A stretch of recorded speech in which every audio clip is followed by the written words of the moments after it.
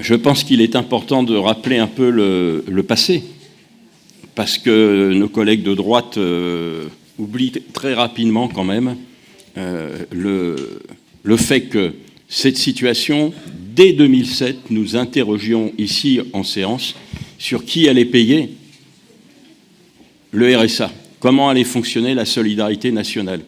Je rappelle que ici, le long de ces sièges, il y avait une banderole marquée « Rendez-nous le milliard d'euros que vous nous devez ». Je rappelle aussi que, alors ça c'est anecdotique, mais lors de la venue de Nicolas Sarkozy dans le hall de la préfecture, il y avait notre collègue Jean-Jacques Carman qui a sorti le journal de l'Humanité qu'il avait mis dans sa poche et il a tendu comme ça en face de Nicolas Sarkozy « Rendez-nous le milliard ». Alors c'est peut-être anecdotique, mais ne nous dites pas qu'on n'a pas dit que tout cela dépendait... Je peux parler, merci. Oui, Pierre Laporte, tout seul.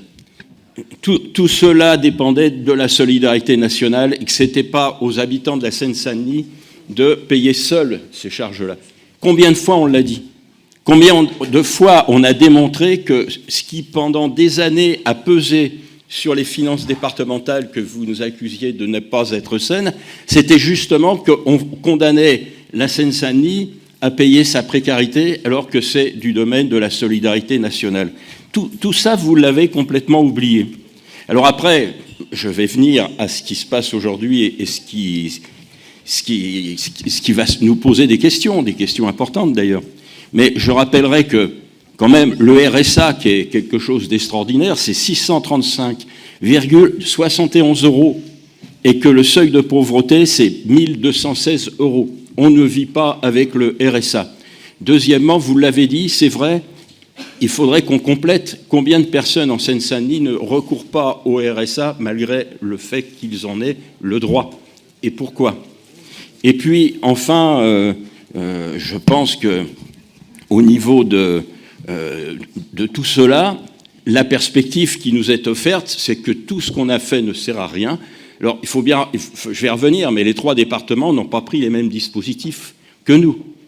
Donc, il faut voir. Mais tout ça ne sert à rien. L'accompagnement, le suivi social, tout ça ne sert à rien. Il faut mettre ces gens au travail. Alors, on ne sait pas dans quelles conditions, on ne sait pas où on va trouver ce travail, au détriment de quels autres, et puis faire en sorte que, comme ça, ils sortent de cette précarité et la solution miracle, quoi. Donc, moi, j'attends de votre part que vous nous disiez clairement les choses là-dessus. Monsieur Bluteau l'a laissé entrevoir, mais donnez-nous des exemples concrets de ce qu'on pourrait faire dans ce domaine, si on n'accompagne pas les gens qu'on met comme ça, par obligation, dans le travail, et dans quel travail, hein, voilà. Donc, je pense que ça, c'est quelque chose d'important pour rappeler les luttes du passé et la situation économique du conseil départemental qui repose essentiellement sur cette problématique. Moi, je me rappelle avoir rencontré avec une délégation d'élus M. Borloo, parce qu'il n'y a pas que le RSA, il y a les AIS. M. Borloo au ministère des Finances qui nous dit « Mais vous avez raison sur le fait que ce n'est pas juste ». Donc, il reconnaît. Et qu'est-ce qui se passe?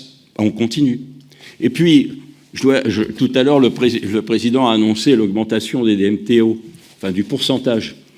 Hier, à la télé, je ne sais pas si vous l'avez vu, le premier département qui l'a annoncé, c'est Paris, enfin c'est la ville de Paris, plus 0,5. Alors, il y avait des reportages extraordinaires qui disaient plus 0,5, mais vous vous rendez compte, plus 0,5, on ne va pas pouvoir vendre, on ne va pas pouvoir acheter. Il y avait toutes les agences immobilières qui avaient des pancartes, donc j'exagère.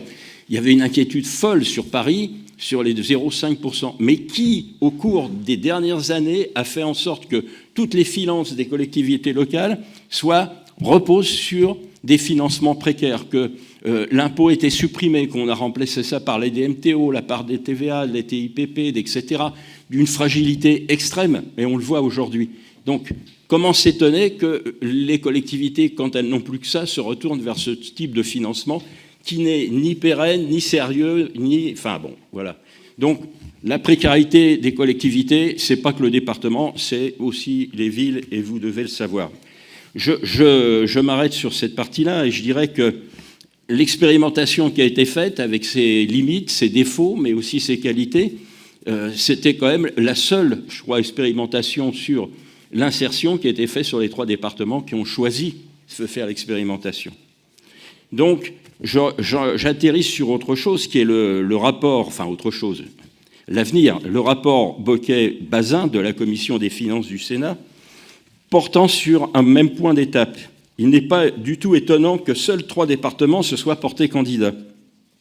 La majorité des conseils départementaux éligibles à cette expérimentation ont préféré ne pas se priver des recettes issues des DMTO, seule ressource dynamique. On voit bien un peu les effets pervers des financements des départements, puisqu'ils ne veulent pas faire l'expérimentation, parce qu'ils ont peur de perdre trop sur les DMTO. Ce que vous nous avez dit, ce qu'on n'a pas caché d'ailleurs.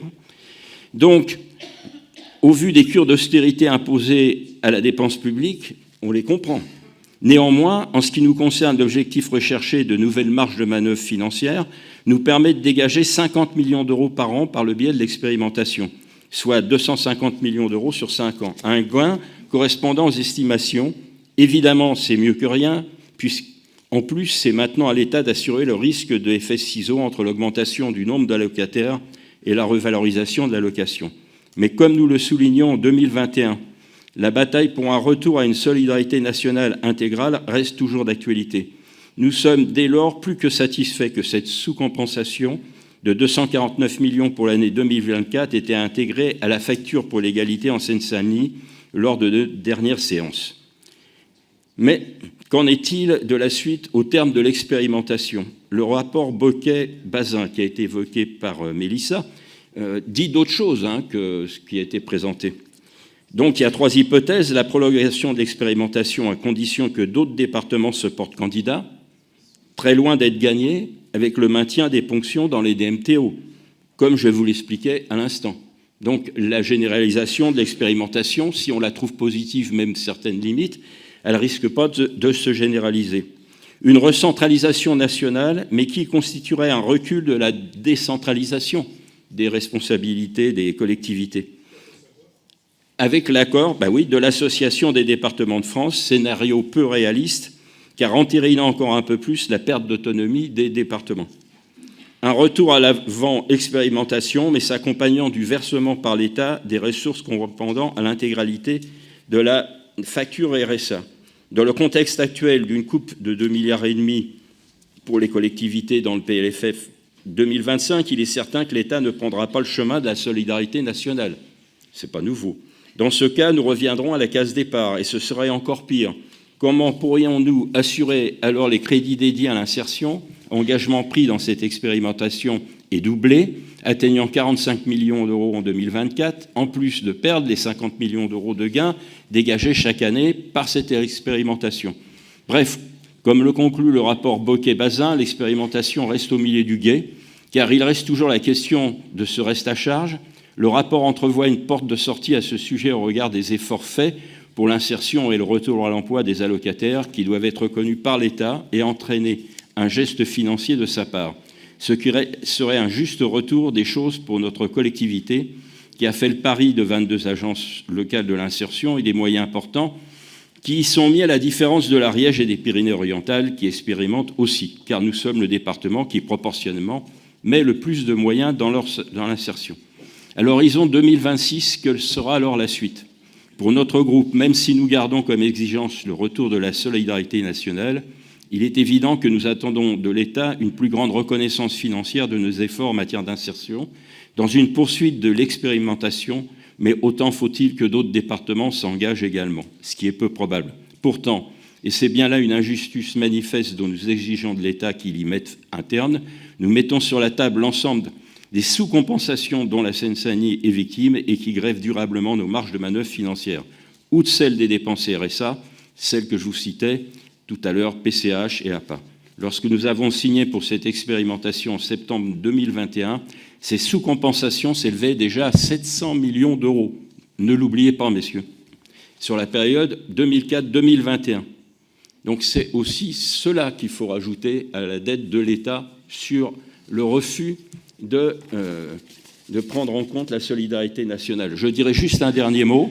Dans tout cela, on oublie aussi les objectifs du début, qui était le fait que le RSA devait être aussi couvrir les 18-25 ans, ce qui était quand même un objectif national sur lequel beaucoup de départements ont planché, sur lesquels des propositions ont été faites et sur lesquelles, pour le moment, il n'y a aucun résultat. Et on peut s'inquiéter aussi de la situation des 18-25 ans. Merci Pierre. Philippe Dallier. Merci Monsieur le Président.